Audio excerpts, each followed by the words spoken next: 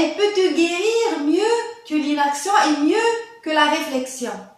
C'est-à-dire que, afin de stopper tes idées, stopper le mental, tu peux tout à fait passer à l'action, et quand tu passes à l'action, à ce moment-là, automatiquement, tu te libères de ce poids, parce que quand tu es en train de réfléchir, quand tu es là en train de penser aux choses, comment elles vont se dérouler, etc., et tu ne sais pas, tu ne fais que faire des suppositions, etc., eh bien, tu ne peux en aucun cas voir les choses. Tu ne peux en aucun cas savoir comment ça va se passer. Si par exemple, tu es là en train de réfléchir au sujet d'un projet, sans passer à l'action, eh bien, qu'est-ce que tu fais? Tu ne fais que retarder l'avènement de ce projet, retarder la concrétisation de ce projet, en te réfugiant dans tes idées et dans tes réflexions, alors que la solution se trouve dans l'action. C'est en passant à l'action que tu sauras d'abord si ce projet est pour toi ou non, parce que parfois, qu'est-ce qui se passe? On se fait des idées, on pense que ça c'est fait pour nous, mais ça reste dans les moments où on est dans la planification, on écrit nos objectifs et on rêve, etc. Mais quand on passe à l'action, c'est à ce moment-là on voit la vérité des choses. Parfois, on se rend compte que ça, c'est pas du tout fait pour nous. C'est dans l'action que tu vas te découvrir. C'est dans l'action que tu vas connaître tes défauts, tes qualités. Tu vas connaître tes failles, tes faiblesses. Et c'est dans l'action que tu vas te rendre compte que ce projet est fait pour toi ou non. Que cette personne est faite pour toi ou non. Que, je sais pas, etc. Ce qui fait que c'est dans l'action que tu vas te rendre compte que ça est fait pour toi ou non. Il faut sortir de ce piège, le piège de la réflexion. Encore une fois, je ne te demande pas de ne pas réfléchir, loin de là. Mais il faut être aligné, il faut dédier des moments à la réflexion et d'autres moments à l'action. Il ne faut jamais oublier ça, il ne tombe jamais dans ce piège. Le piège de soit je suis dans la réflexion, soit je suis dans l'action. Non, tu ne vas rien réussir en étant dans la binarité, soit ça, soit l'autre. Non, afin de réussir tes projets et réussir ta vie, tu dois vraiment conjuguer les deux. Tu dois te rendre compte de pouvoir de l'action, mais aussi de pouvoir de la réflexion. Mais la réflexion productive, la réflexion féconde, et pas juste réfléchir pour réfléchir. Non, bien évidemment, il y a des moments de réflexion, c'est des moments d'introspection, c'est des moments de remise en question.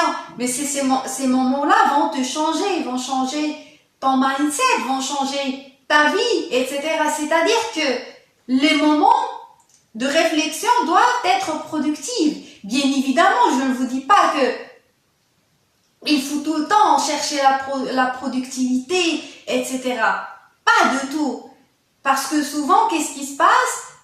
Quand on est orienté vers la productivité, on oublie que la véritable productivité, elle se passe au-delà de cette quête, de cette recherche de la productivité. Ce qui fait que les moments de contemplation, les moments de méditation que tu te permets, c'est des moments productifs.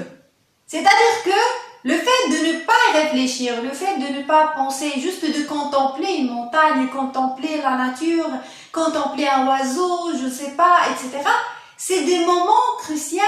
C'est des moments cruciaux. C'est-à-dire que c'est des moments productifs. Tu ne dois pas non plus te dire, mais peut-être que je ne fais rien à ce moment-là. Pas du tout. Ces moments-là vont t'éclaircir l'esprit. Ces moments-là vont t'aider à sortir des ruminations, à sortir de pièges de mental et surtout de passer à l'essentiel et passer à l'action.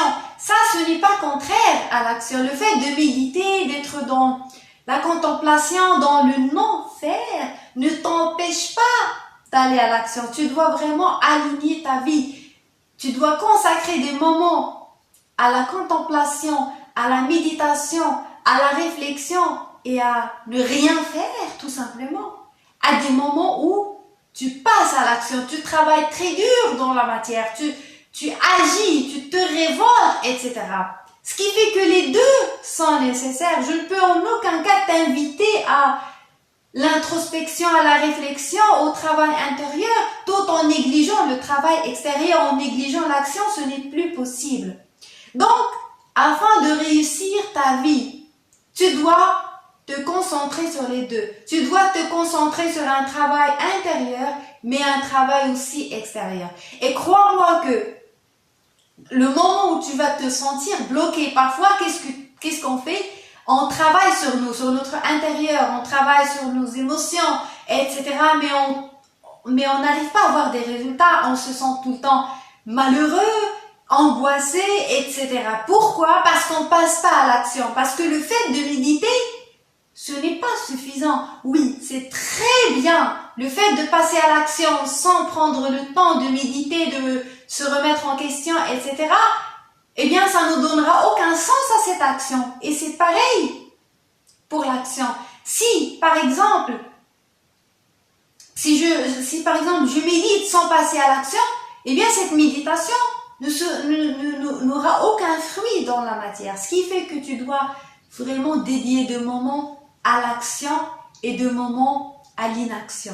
Tu dois faire les deux. C'est ça la clé de la réussite de la vie. Ce qui fait que pour que tu puisses atteindre tes objectifs, pour que tu puisses être heureux et être aligné à ta mission, pour que tu puisses ne pas rater ta vie, crois-moi, tu dois faire les deux. Tu dois te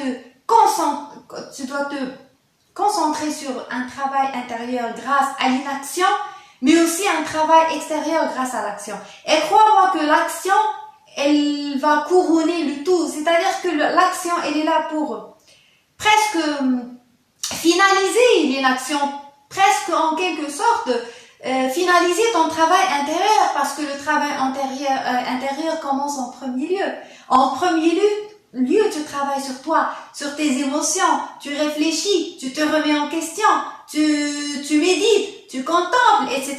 Et suite à cela, qu'est-ce que tu fais? Tu passes à l'action. Ce qui fait que tu es tout le temps en train de faire ce va-et-vient vers l'action, l'inaction, etc.